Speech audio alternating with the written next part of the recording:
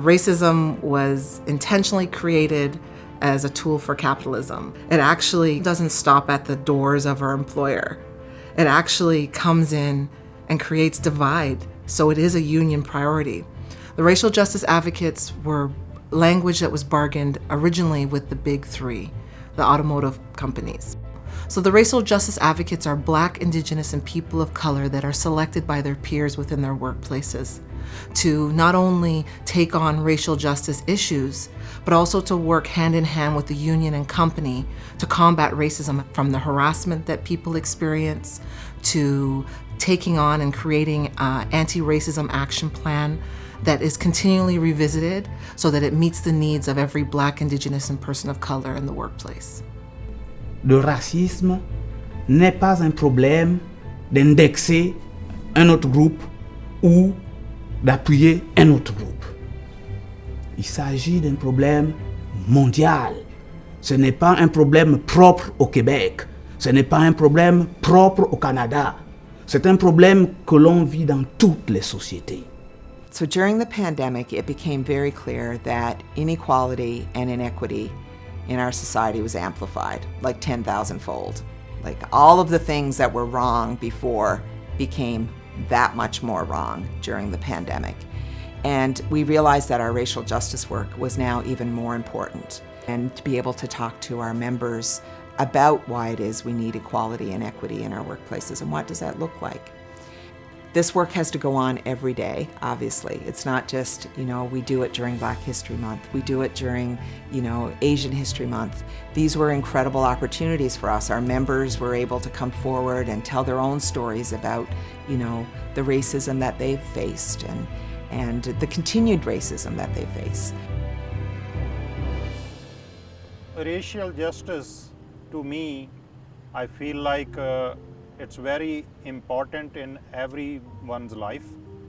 I'm a strong advocate from so many years, like last 10, 11 years I have been fighting for this at my workplace, that nobody should be treated special or not getting proper treatment.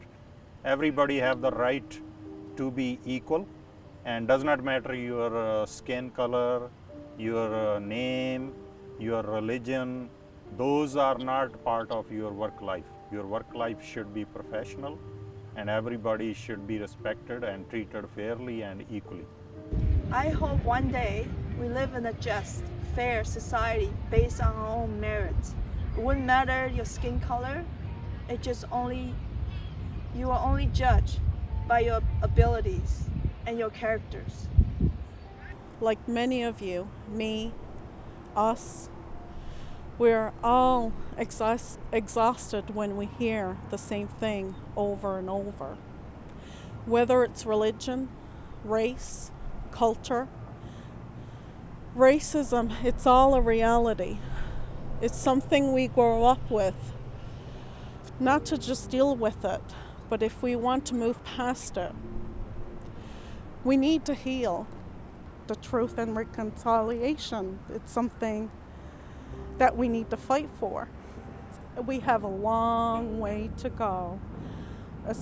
And again, because of the remains, all the communities are going to need a lot of guidance, a lot of support, a lot of... It's heartbreaking.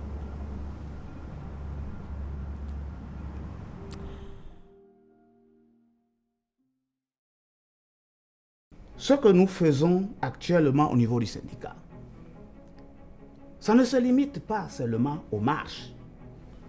Ça monte plus loin que ça. Ça, au fil du temps, ce sont des revendications qui reviennent en réflexion, de réflexion qui deviennent en action. Ce qui fait que nous, dans nos revendications, si nous arrivons à faire entrer cela dans nos conventions collectives, ça devient déjà un gain important.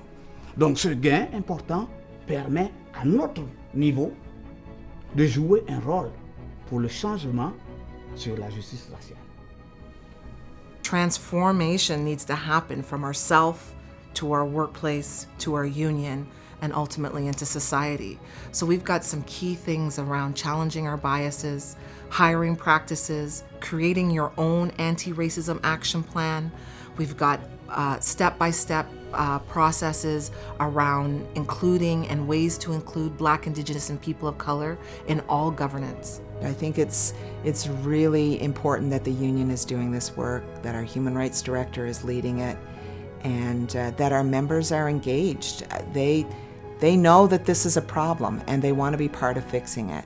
C'est indéniable qu'il n'y a aucun organe plus que les syndicats qui sont capables de faire évoluer une société ou les entreprises au travers de leurs outils qu'ils ont appelés sections locales et leurs membres, en expliquant cela à l'ensemble des membres petit à petit pour qu'on se comprenne.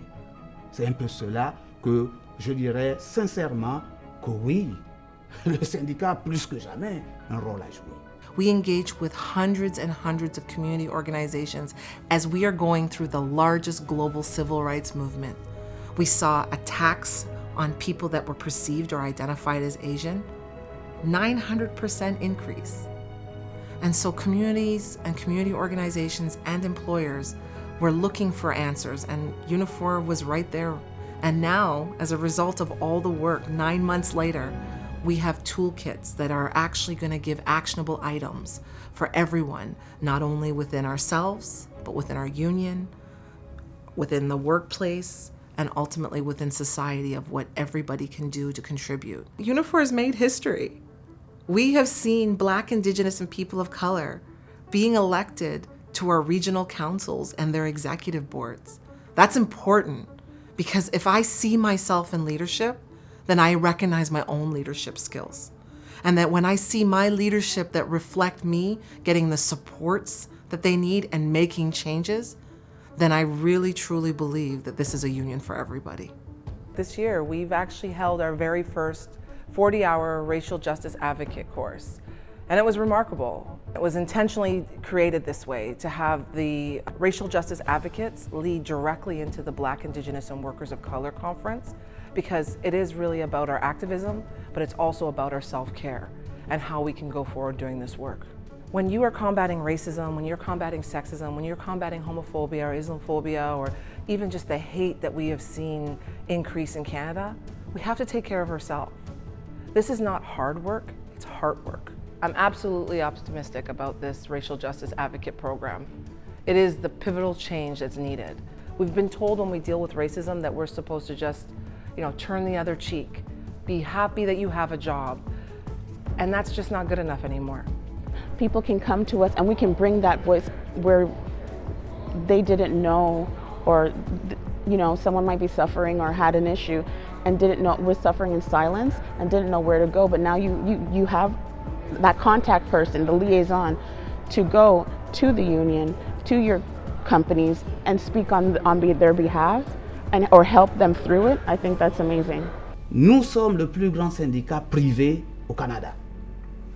Si nous arrivons à faire entrer ces clauses-là dans la justice raciale, dans nos conventions collectives, et que l'ensemble de nos sections locales puissent avoir cela dans nos conventions collectives, c'est une avancée significative. We're going to continue to fight for racial justice at all levels. We're going to ensure that Black, Indigenous, and people of color are always seen and always heard. When we look at the racial justice advocates, we started with the big three, auto bargaining. But as we were doing that work, that group has grown to 149 racial justice advocates. So we're not going to stop. We have a lot of work to do. We want a racial justice advocate in every workplace. We want a racial justice liaison in every region. This is going to be a standard that we go forward. We won't stop, and we're just getting started.